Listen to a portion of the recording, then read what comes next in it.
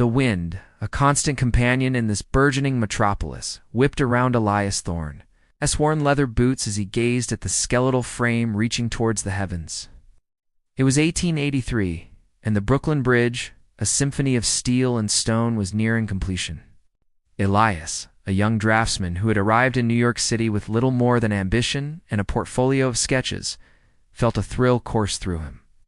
This city, unlike any he had ever known, was not content with the earth. It yearned for the sky. Elias, now a seasoned architect, watched with fascination as steel frames began to climb with unprecedented speed, and stylized ornamentation gracing structures like the Chrysler Building and the Empire State Building, which would soon eclipse all others in height. The mid-20th century ushered in an era of international style, with its emphasis on clean lines, unadorned surfaces, and functionalism. Glass and steel became the dominant materials as seen in iconic structures like the Seagram Building. Elias, though more established, always kept an eye on these new trends. Recognizing the continuous evolution of the city's visual language, from the modest dwellings of its early days to the towering titans of steel and glass, each structure told a story of a city constantly reinventing itself, a city that had truly learned to scrape the sky. The wind still whispered through the canyons of concrete and steel, carrying the echoes of generations of builders and dreamers.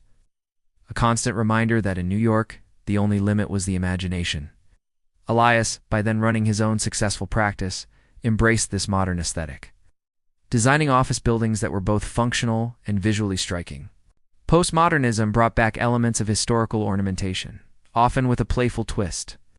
Soaring glass towers of varying shapes and sizes became commonplace, reflecting the city's relentless growth and global importance. Architects explored sustainable design and innovative materials, responding to new environmental and social concerns. He understood that architecture in New York was not just about shelter, it was about creating an image, a symbol of progress and dynamism. Could trace the layers of history in the cityscape below.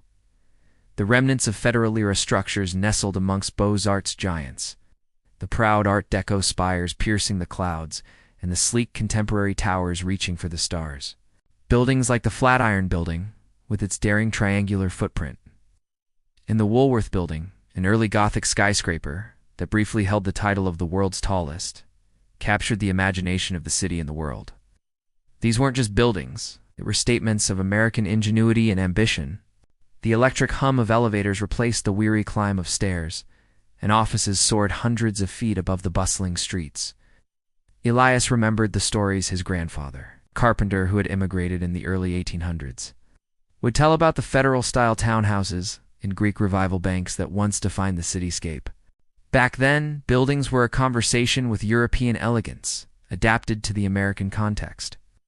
The Gilded Age roared in, fueled by industrial might and the audacious dreams of titans of industry. Suddenly, ornate mansions like the Vanderbilt residences sprouted along Fifth Avenue, extravagant displays of wealth that mirrored the opulence of European palaces. Architects like Richard Morris Hunt and Stanford White became celebrated figures, their designs embodying a new era of confidence and grandeur.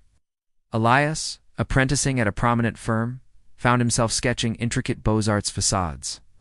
Learning the language of classical columns, arched windows, and sculpted ornamentation. Trinity Church, with its Gothic Revival spire, was a towering landmark, a testament to tradition and faith against a backdrop of mostly low-rise brick and brownstone. But the Civil War had irrevocably changed the nation, and New York City was at the heart of this transformation. The turn of the century brought a new urgency. Land in Manhattan, particularly in the downtown core, became fiercely valuable.